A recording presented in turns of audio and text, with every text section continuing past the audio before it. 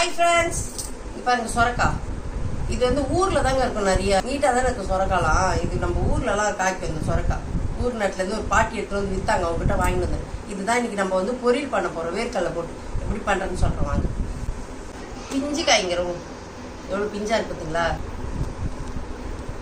தோலே சீவத்தாள், ரொம்ப பிஞ்சா இருக்கு இந்த காய்.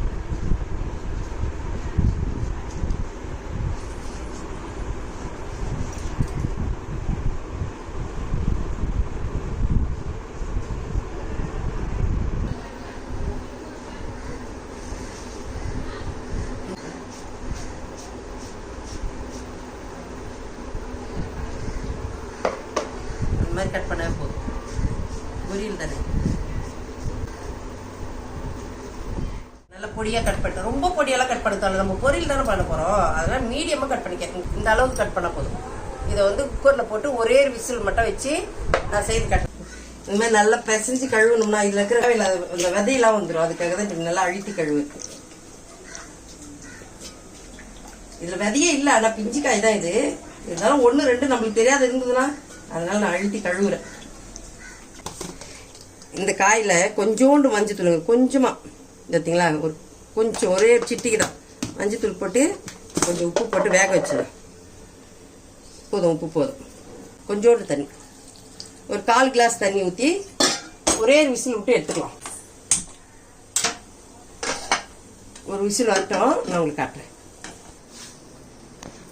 இங்க இது வெந்துகிட்டே இருக்கட்டும். அதுக்குள்ள நம்ம வறுத்து வச்சு பார்த்தீங்கன்னா தோலோட வறுத்த வைக்கலங்க. இதுங்க இது போய் நம்ம நல்லா புடச்சி எடுத்துன்னு வந்துடலாம். தோலை உரிச்சு புடச்சி எடுத்துன்னு வந்துடலாம். வேர்க்கடலை வந்து வெளியெல்லாம் போய் புடச்சோம்னு வச்சுங்களேன், அந்த தூசி எல்லாம் பாருங்க பார்த்தீங்களா, அது சூப்பர் ஐடியா ஒன்று இருக்குதுங்க. இந்த மாதிரி நம்ம வடைலாம் சுடுற இது பார்த்தீங்களா கரண்டி, அதில் இப்படி போட்டுட்டு இப்படி பண்ணோம்னு வச்சுக்கோங்க, தோல் மட்டும் கீழே கொட்டிடும்.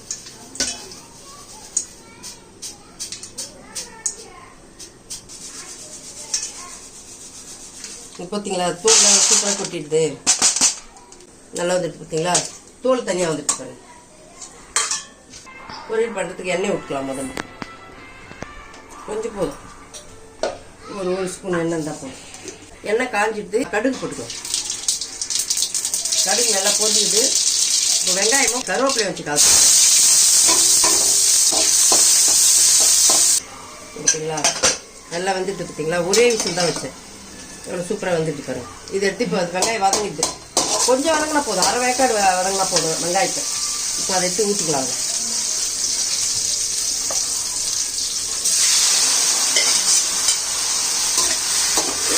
நம்ம உப்பு மஞ்சத்தூள்ல போட்டோம், இதுக்கு எதுவுமே தேவையில்லை.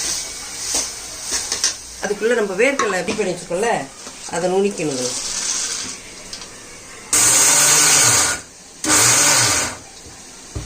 ரொம்ப பவுடர் ஆகக்கூடாது, சும்மா ஒன்றும் பாதியமாக இருக்கு. அப்பதான் இது போதும். ஒரு அரை ஸ்பூன் மிளகாத்தூளுங்க. காஞ்சி மிளகா போட்டால் நல்லா தான் இருக்கும், ஆனால் எனக்கு காஞ்சி மிளகா போட்டால் நெடியேறும், மிக்சியில் அடிக்க சொல்ல. அதெல்லாம் நான் காஞ்சி மிளகா போடல, மிளகாத்தூளே போட்டுக்குவேன். மிளகாத்தூளே சூப்பராக இருக்கும்.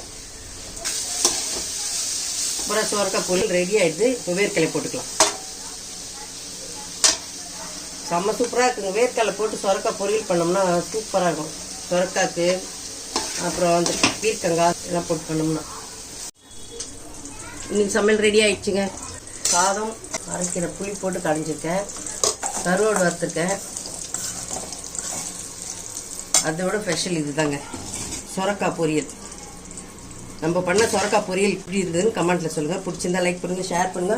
புதுசாக யாராவது பார்க்கணுன்னா சப்ஸ்கிரைப் பண்ணி பாருங்க. பாய்.